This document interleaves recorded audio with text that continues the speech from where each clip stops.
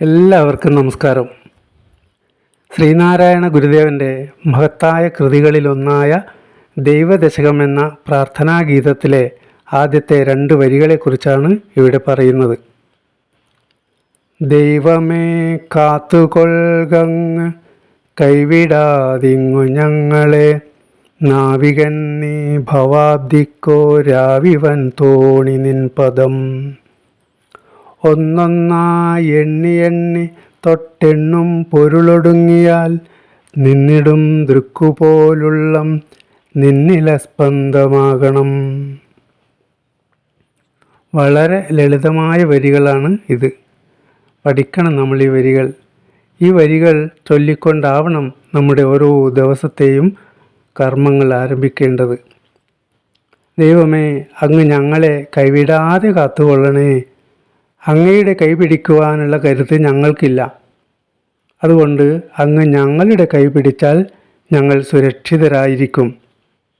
ശ്രീരാമകൃഷ്ണദേവൻ പറയാറുണ്ട്, അച്ഛനും മകനും കൂടി വരമ്പിലൂടെ നടന്നു പോകുമ്പോൾ മകൻ അച്ഛൻ്റെ കൈ പിടിച്ചാൽ ചിലപ്പോൾ കൈ വിട്ടുപോകും. എന്നാൽ അച്ഛൻ മകൻ്റെ കൈ പിടിച്ചാൽ മകൻ സുരക്ഷിതനായിരിക്കും, കൈ വിട്ടുപോവുകയില്ല. അതുകൊണ്ട് എന്നും ഭഗവാനോട് പ്രാർത്ഥിക്കാൻ നമുക്ക് സാധിക്കണം.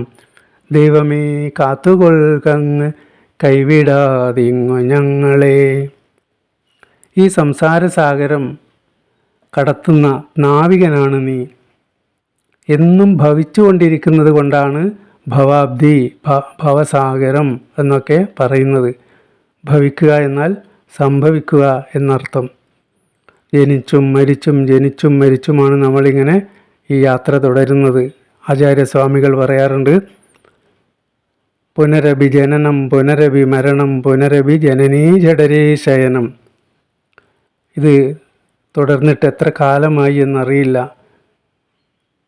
എത്ര ജന്മങ്ങൾ കഴിഞ്ഞു എന്നറിയില്ല, ഇനി എത്ര ബാക്കിയുണ്ടെന്നും നമുക്കറിയില്ല. നാവികൻ നീ ഭവാബ്ദിക്കോരാവിവൻ തോണി നിൻ പദം. ഗുരുദേവൻ്റെ കാലത്ത് കപ്പൽ യാത്രയ്ക്ക് ആവിക്കപ്പലാണ് ഉപയോഗിച്ചിരുന്നത്. അതുകൊണ്ടാണ് ആവി വൻ തോണി എന്ന് വിശേഷിപ്പിച്ചിരിക്കുന്നത്.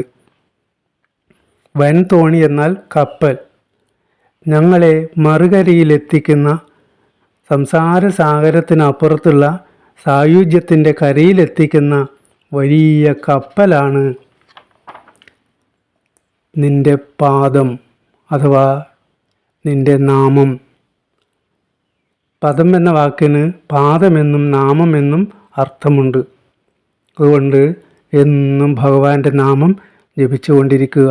അതുകൊണ്ടാണ് ശ്രീകൃഷ്ണൻ പറഞ്ഞത്, യജ്ഞാനാം ജപയജ്ഞോസ്മി, യജ്ഞങ്ങളിൽ ഞാൻ ജപയജ്ഞമാണ് എന്ന് പറഞ്ഞത്.